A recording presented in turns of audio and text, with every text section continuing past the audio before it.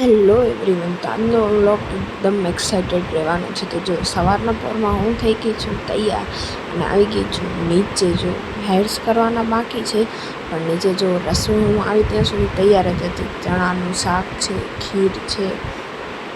આ રસોઈ સવારના 7:30 પોણા 8 વાગ્યામાં તૈયાર છે, વિચાર કરો. ને આ લાસ્ટ માલપુઆ, આ હા હા, આજના તો દિવસની શરૂઆત પણ મસ્ત થઈ છે.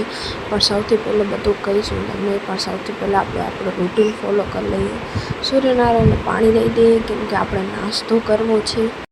અને આજનો વોઇસ ઓવર થોડોક બેઠેલો લાગતો હશે, પણ કેમ કે આજના આખા દિવસમાં કામ એટલો થયો છે કે મારી કેપેસિટી પૂરી થઈ ગઈ છે. આજના વ્લોગ 2 પાર્ટમાં આવશે, તો બસ તમે જોતા જાઓ. બસ સવારને ખુદને ચાર્જ કરવા માટે સવારનો નાસ્તો કરી લીધો છે જલ્દી, કેમ કે હજી ઘણા બધા કામ પડ્યા છે. તો બસ ચા નાસ્તો કરીને હું આવી ગઈ છું ભોગની થાળી તૈયાર કરવા. જો હું તુલસીના પત્તા નાખું છું ભોગની થાળીમાં.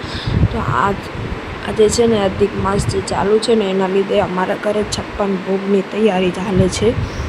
તો બસ એની 56 ભોગની તૈયારી બધી ચાલે છે. જો તો જે અમારા ઘરે મેઇન ભોગની થાળી હતી એની હું તૈયારી કરું છું.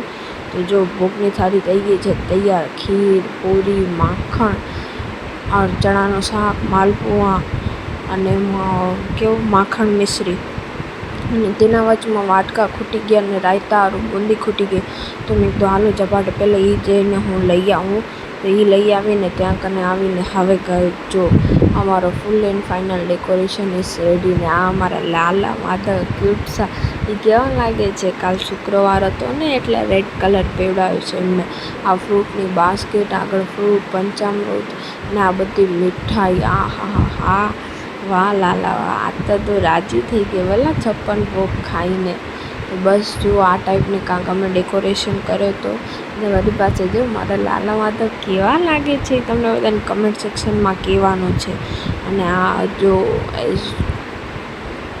હવે આવશે ફરસાણનો વારો. તો જો આ ફરસાણની સાઈડ તો આખી ભરાઈ ગઈ હતી. મીઠાઈની સાઈડ થોડી ખાલી હતી, પણ ફરસાણની સાઈડ તો આખી ભરાઈ ગઈ હતી. તો જો બધા અલગ અલગ ફરસાણ લઈ આવ્યા હતા, જે એમને ઠીક લાગો એ. ને આ છે ગોરમાં.